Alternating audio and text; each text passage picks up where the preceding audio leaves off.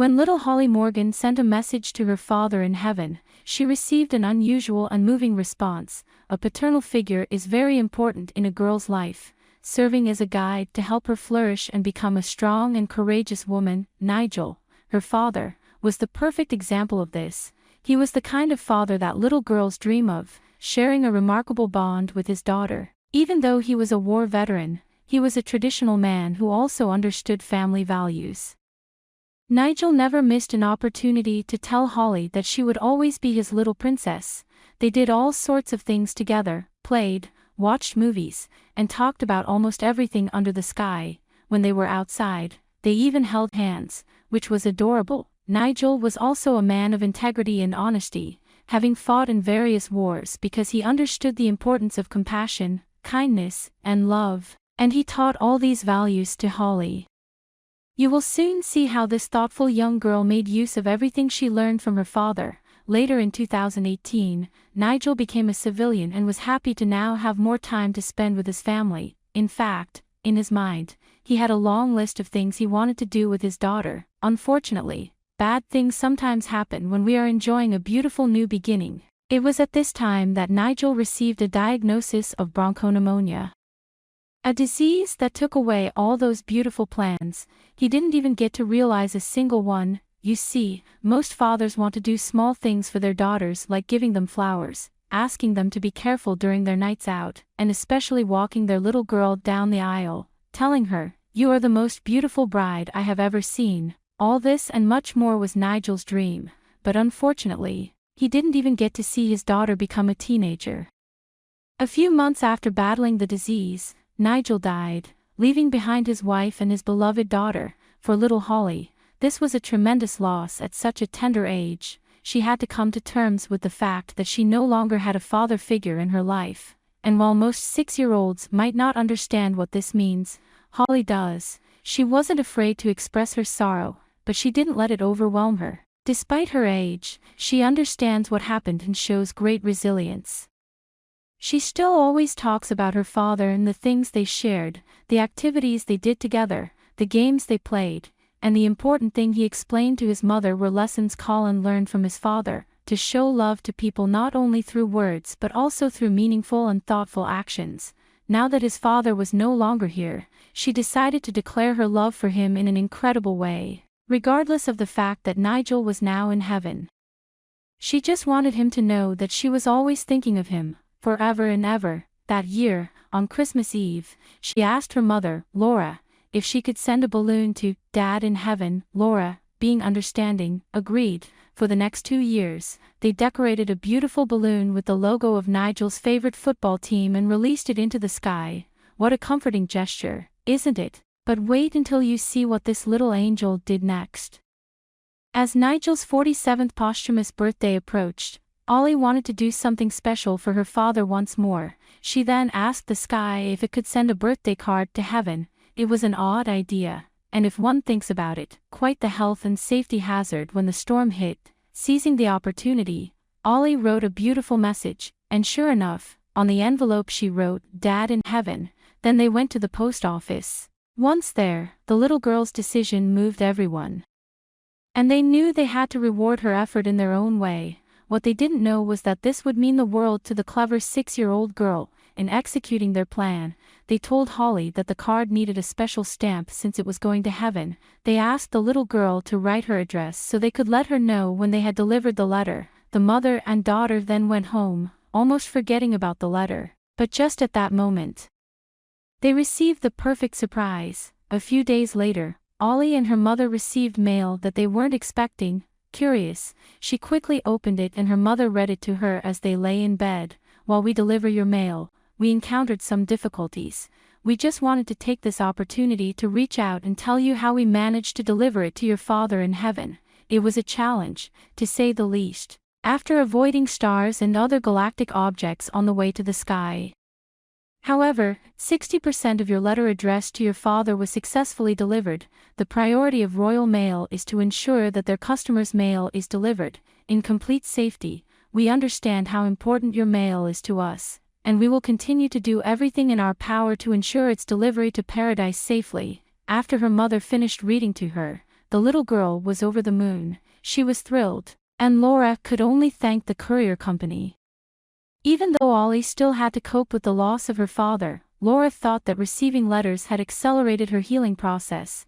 We therefore hope that she will continue to write more letters and that she will remain an angelic presence. When Eileen Pierce, aged 41, was told she had only a year to live, she also wrote heartfelt letters to her daughter. But not only that. People often ask what you would do if you had only 1 year left to live. Most people would like to take long trips. Others might try various world cuisines, and some would simply want to spend time with their loved ones. Eileen Pierce, however, chose to write letters to her 5-year-old daughter Lexi Hall, until she turns 40. Why did she make this decision? A few years ago, Eileen learned she was suffering from motor neuron disease, a rare infection that affects the brain and nerves and leads to a loss of function of the spinal and brain motor nerves. Initially, doctors thought they could manage her illness. But Aileen's condition worsened when she began to fall and break bones, so much so that the doctors diagnosed her with a more severe and eventually terminal phase in 2019. Her health deteriorated so much that doctors told her she had only a year to live. From that moment, Eileen decided there was no better way to spend the rest of her life than by creating beautiful memories with her daughter. During this period, she traveled with her daughter to Lapland and the United Kingdom. And they also visited Disney World. Eileen wanted even more. She wanted to leave a part of herself with her daughter after her passing. Thus, for Lexi's sake, she began writing letters and birthday cards that her daughter would read up to her 40th birthday. I wanted to do something so she knows I will always love her. It's about the bond between a mother and her daughter, explained Eileen. But by then, Eileen had already lost her mobility, so she asked for help from a nurse from Nottinghamshire Hospice. She dictated the words to the staff, who then wrote them down. Despite her illness, Eileen managed to sign each letter with the word Mom. Her letters, sent for every birthday, speak to the superpowers of a mother. For Lexi's 18th and 21st birthdays, Eileen included old photos she had taken with her daughter. This remarkable mom even added photos of herself at Lexi's current age so that Lexi could see her and remember her rebellious spirit. What's even more touching is that Eileen also wrote a letter for Lexi's future wedding. She included her own wedding ring and a teddy bear she had received from her mother. The hospital staff, aware of Aileen's kindness, admired her determination to make the most of her remaining time and to create a lasting legacy for her daughter. Joe Balk, director of Nottinghamshire Hospice, mentioned that Aileen's story was a source of inspiration. Fortunately, Eileen was also able to receive all the care and support she needed from her daughter. Although this mother left the world too soon, she will always remain her daughter's first and best friend. Forever. Now 7 years old, Lexi had to open one of the letters. 39 more remain. I'm sure she will always keep her mom close to her heart, all thanks to the power of a letter. When did you first receive a handwritten letter? Share your experience in the comments. Next, to give you another story, let's continue to see it. Inspector Tom Lee had dedicated many years of his career to working at the 911 call center, always adhering strictly to protocol. However, an unexpected call from a young boy prompted him to take an extraordinary action, one that no police officer or anyone else might typically consider. To learn more about what transpired, please view the complete story and share in the comments what you would do if you were in Inspector Lee's position. A year prior, when Jerry was just 4 years old, he was the epitome of joy. His parents cherished him immensely. Though he spent more time with his mother due to his father's demanding work schedule, Jerry and his mother frequently played hide and seek. Although she would tire quickly, especially after she fell ill, Jerry's mother had been battling a serious illness, leading to frequent and prolonged hospital stays over 2 years. While she was usually hospitalized for no more than 3 days at a time, Jerry deeply missed her during these periods and would pass the time by drawing pictures to give her upon her return. Jerry was not only artistic but also academically gifted. He excelled in school, and presenting his excellent report cards to his mother brought him great joy, especially when her face lit up with pride, rewarding him with hugs and kisses. On one special occasion after school, his mother took him to a museum where he marveled at the dinosaur exhibits, another passion of his. His mother emphasized the importance of cherishing these moments together. On February 5, 2015, Jerry celebrated his 5th birthday. despite her weakening condition and hair loss, his mother managed to bake a cake and organize a small party at his school. Before her illness, she owned a beloved local bakery renowned for its delicious cakes. Sadly, the bakery had to close, and Jerry's father had to increase his working hours. For his birthday, Jerry received a colorful album filled with photographs of memorable moments spent with his mother since his birth, and a dinosaur toy from his father, both of whom were devoted to his happiness. However, as months passed, Jerry noticed his mother's health deteriorating further. He would snuggle beside her, wishing he could transfer some of his energy to help her regain strength. On May 9, 2015. Before his father took her to the hospital again, she embraced her son tightly, a moment Jerry would always remember. This story highlights not only the enduring bond between a mother and her son but also a pivotal moment in the life of Inspector Tom Lee, who was moved to act in an unexpected way during a routine day at the 911 call center. Before heading to the hospital, she tenderly told him to be a good boy and expressed her deep love for him. When Jerry's dad returned home alone, the young boy refrained from bombarding his father with questions, knowing his mom would return in 3 days. However, seeing his dad tear up, Jerry took his hand and reassured him not to worry, confidently stating his mom would soon be back. Despite his reassurances, Jerry's father struggled with the burden of truth and couldn't yet bring himself to share the heartbreaking news. After a week of his mother's absence, Jerry's patience thinned. One morning, while sitting down for breakfast, he firmly told his father he wouldn't attend school until he was taken to see his mom in the hospital. His father, overwhelmed and fighting back tears, took Jerry's hand and gently explained that his mother had embarked on a trip to heaven. Curious, Jerry asked about heaven, to which his father described it as a place high in the sky. Before Jerry could delve deeper, his dad redirected the conversation towards getting ready for school. This did little to soothe Jerry's confusion and hurt. He couldn't understand why his mom would go on such a trip without him.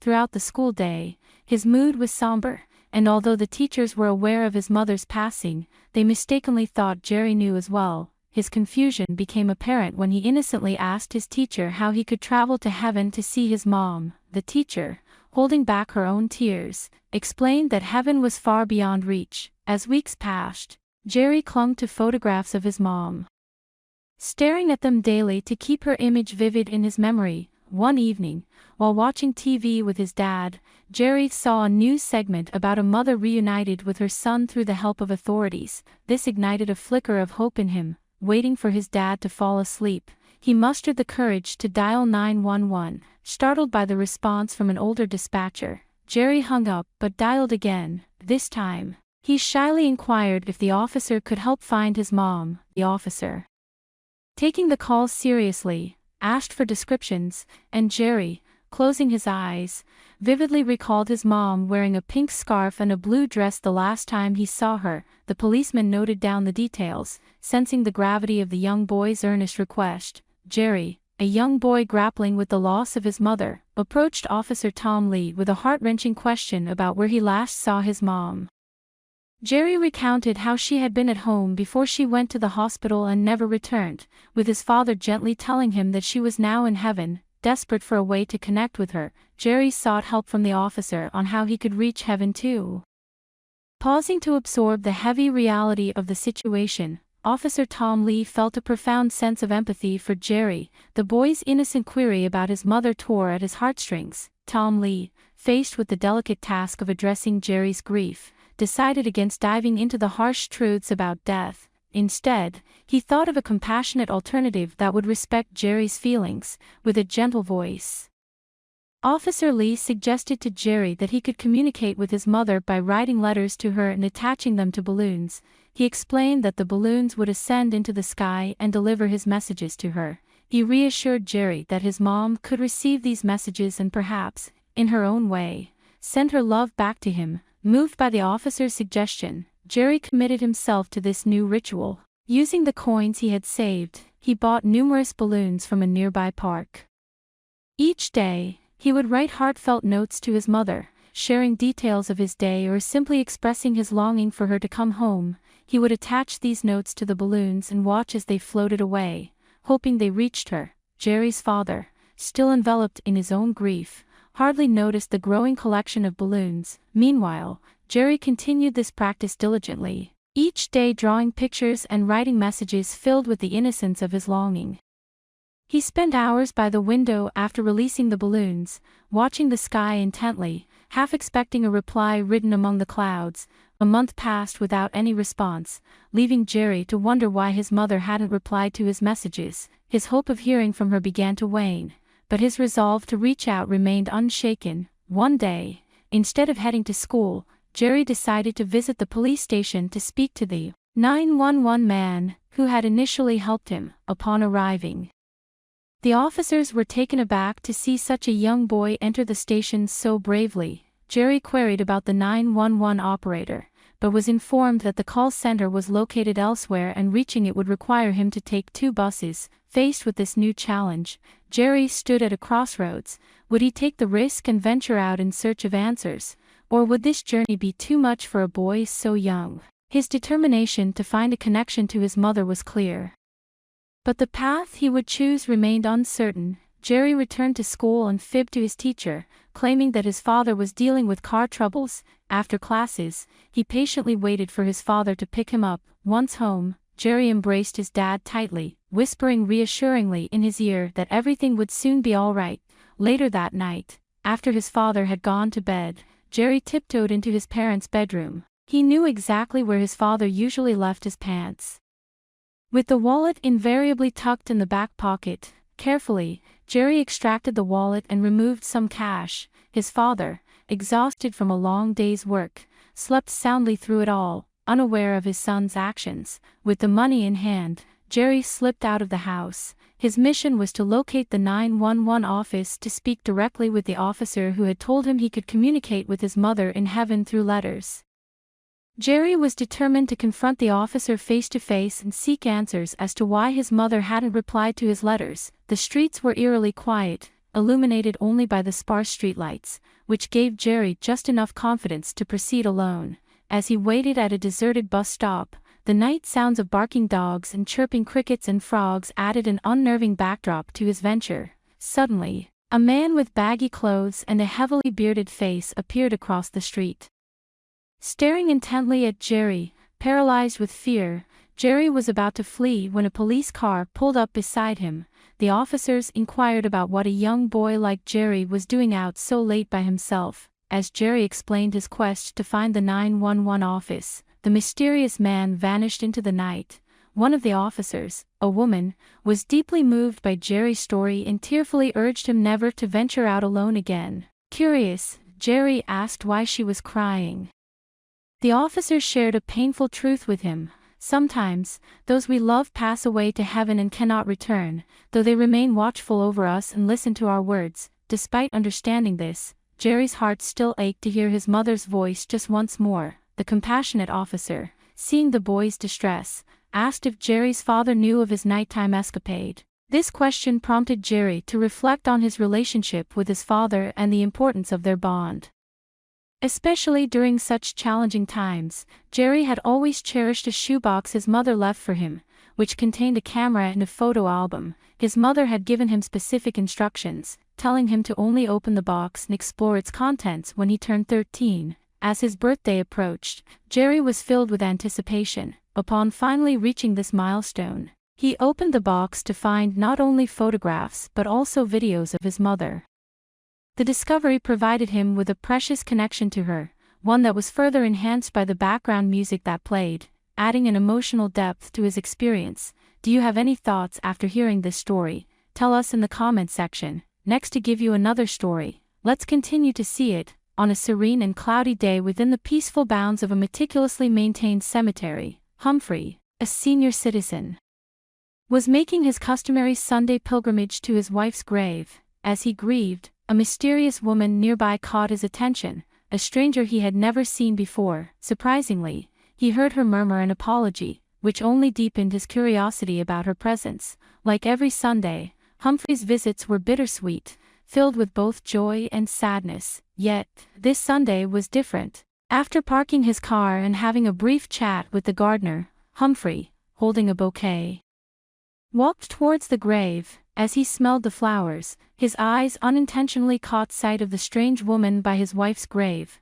Making sure he was headed in the right direction, Humphrey approached the woman who was facing away from him, gazing at his wife's burial site. Seeing another person at the grave brought Humphrey a fleeting sense of joy. It was reassuring to see someone else who cared. However, his initial joy quickly turned into bewilderment. In a courteous tone, Humphrey inquired, "Excuse me, madam, may I ask who you are?" Getting no reply, he asked again, slightly louder. The woman turned around, her eyes filled with tears, and hesitantly replied in a foreign accent, "Does it matter, sir?" Startled, Humphrey, taken aback, told her that he was the deceased's husband. The woman gasped, her face registering shock. What unfolded next was even more unexpected. Just the previous week, Humphrey had noticed someone resembling this woman. He vividly remembered chasing after her as he had told a waiter he would settle his bill later. He followed her to the cemetery and saw her stopping by a grave. When he got close, he said, "Excuse me, young lady," but as she turned around, Humphrey realized she was not the woman he saw last Sunday. Apologizing, he returned to his wife's grave, slightly shaken. It had been a while since Humphrey had last spoken to his wife while visiting her grave once more. He found himself burdened with numerous questions he couldn't ignore. Before departing, he affixed a notice to the cemetery's gate, politely requesting that the enigmatic woman contact him to discuss matters further. Humphrey's trips to the graveyard had started to intertwine a complex web of feelings and enigmas, adding unexpected layers to his visits. On a tranquil Wednesday afternoon, Humphrey answered a call. "Who is this?" he inquired, following the sound of a woman's voice. A momentary pause followed, which made Humphrey concerned about the line. Then she spoke again. "Are you the person who posted the notice at the cemetery?" Initially, the situation seemed straightforward, but as their dialogue progressed, it became clear that the reality was more intricate. After Humphrey acknowledged he was indeed the one who posted the notice, the woman firmly instructed him to avoid the cemetery henceforth. Before Humphrey could grasp the unfolding events, she ended the call abruptly. Distressed by the conversation, Humphrey sought solace by embracing his dog, attempting not to ponder too deeply about the cryptic admonition. To his further astonishment, his daughter Eleanor approached and hugged him tearfully upon seeing him. Confused, Humphrey couldn't fathom why Eleanor seemed to recognize the woman's voice on the phone. Who was she? How did she know his daughter and his wife? Yet he remained clueless. The air was dense with tension and unspoken questions among them. Isabel, with tears in her eyes, shifted her gaze between Eleanor and Humphrey. Breaking the silence, Eleanor whispered, "Dad, this is Isabel." Their voices carried across the cemetery space, unveiling a profound connection from their past. "We were very close during our school days," Isabel added, her smile timid yet sincere, as they recalled their past. Eleanor and Isabel shared laughter and tears, reminiscing about school plays, sleepovers, and secrets they once shared. Their bond was palpable in every look and touch. As an observer to their shared past, Humphrey felt an increasing curiosity about how Isabel's life intertwined with his family's. Noticing the puzzled expression on his face, Eleanor nudged Isabel, who took a deep breath and nodded, leading them to a weathered bench nearby. "It's a long story," she started, signaling the beginning of a revealing tale. Isabel's narrative began in a distant land marked by civil strife, where she entered the world during tumultuous times. She recounted tales of her father, a courageous journalist who disappeared when she was merely a toddler, in a desperate bid for safety. Her mother, with Isabel in tow, escaped their native country. As refugees, they encountered numerous obstacles, yet for Isabel, the greatest challenge was assimilating into an unfamiliar culture and mastering a new language. On a rainy afternoon when they first met, Eleanor, who had faced her own trials, empathized with Isabel's suffering, and they found comfort in each other's presence. Recognizing Isabel's potential, Eleanor introduced her to her own mother, Margaret, a woman of deep empathy. Without hesitation, Margaret stepped in to ensure Isabel received the same educational opportunities as her daughter, becoming the protective figure Isabel needed during those difficult days. Eleanor and Isabel had long hoped for an act of kindness in a world that often appeared unforgiving. Over time, their lives became intricately connected, resembling the threads of a rich tapestry. Margaret, initially just a supporter, became a mentor to them. Every weekend, Isabel and her mother would soak up the warmth of Margaret's living room, improving their English and learning about American traditions. When Isabel's mother became ill, their medical bills were secretly paid by an anonymous donor. Isabel had her suspicions, and it was later revealed that Margaret had been the generous soul behind these acts, with the strict instruction that Humphrey should remain unaware of her involvement. As time passed, destinies were shaped. Eleanor's scholarly talents led her to a prestigious university, branching into academia. Bound by duty, Isabel juggled various jobs to support her ailing mother in their homeland, where the familiar environment rejuvenated her mother's spirits. Each month, like clockwork, a letter stamped from the U.S. would find its way to Isabel. Margaret's tidy handwriting filled the pages with news of Eleanor's accomplishments, snippets of American life, and shared memories. Each letter concluded with the words, "Remember, you have a home here." These words anchored Isabel, forming a bridge between the two worlds she cherished dearly. Then, one day, a letter arrived, not in Margaret's handwriting, but in Eleanor's. With trembling hands, Isabel unfolded the letter. The words before her eyes blurred. A tear welled up. Margaret had died, and the news sliced through Isabel's heart like a sharp blade. Overwhelmed by grief, she clutched her mother's hands, softly vowing to return to the place that had once welcomed them. She yearned to stand by Margaret's grave, to offer the farewell she had never been able to say. "One day," she whispered, "I'll go back to honor her memory."